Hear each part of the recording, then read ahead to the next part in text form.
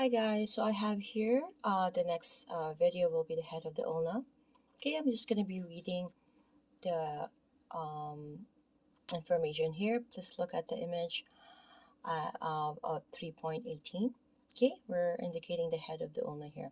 So the shaft of the ulna swells to form the head of the ulna. So the head is the superficial knob visible along the posterior medial side of the wrist that can disrupt the placement of a watch band. So having the therapist in any position, you slide your fingers distally along the ulnar shaft, just proximal to the wrist, so the shaft will bulge to become the head of the ulna. So palpate all sides of the bulbous head. Is it the knob you're palpating connected to the shaft of the ulna? In a neutral position, it is on the posterior medial side of the forearm. So I'm going to go ahead to the standard process of the ulna. Okay, so this is the stellar process. This is the image. So both the ulna and the radius have stellar processes at their distal ends. So the radius stellar process is larger and extends farther distally. The ulnar stellar process is sharper and more pronounced. It is a tooth-like projection pointing distally of the head of the ulna. It is located in the posterior medial side of the wrist. Both stellar processes are superficial, and the tendons of the forearm muscles pass beside them. Okay, shake hands with your partner, having to passively adduct ADD the wrist to soften the surrounding tendons. Use your thumb to locate the posterior aspect of the ulnar head. Slide distally of the head to palpate the small tip of the styloid process. Is it the bone you are palpating connected to the ulnar head, as opposed to a separate carpal bone? If you slowly flex and extend the wrist, does it remain stationary?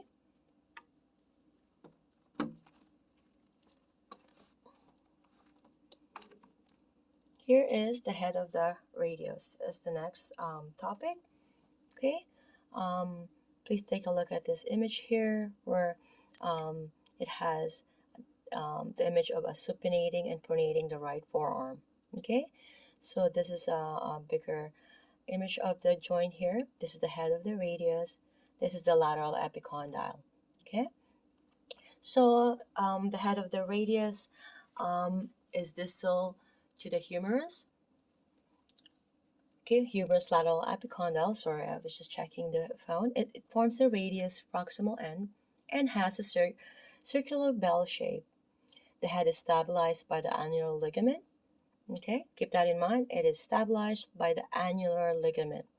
Okay, and it is a pivoting point for supination and pronation of the forearm.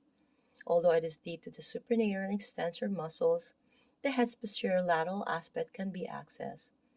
So shake hands with your partner and locate the lateral epicondyle.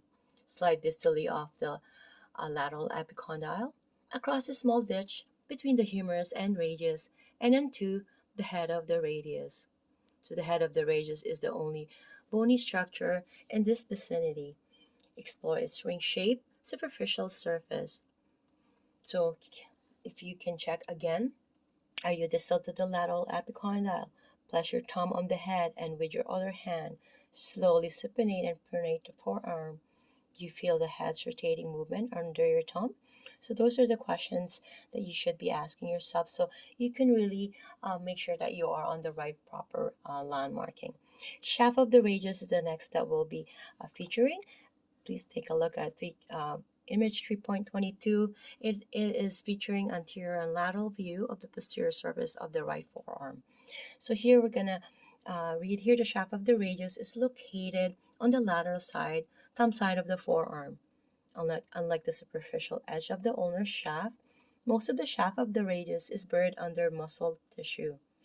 Its distal portion, however, is superficial and can be directly accessed.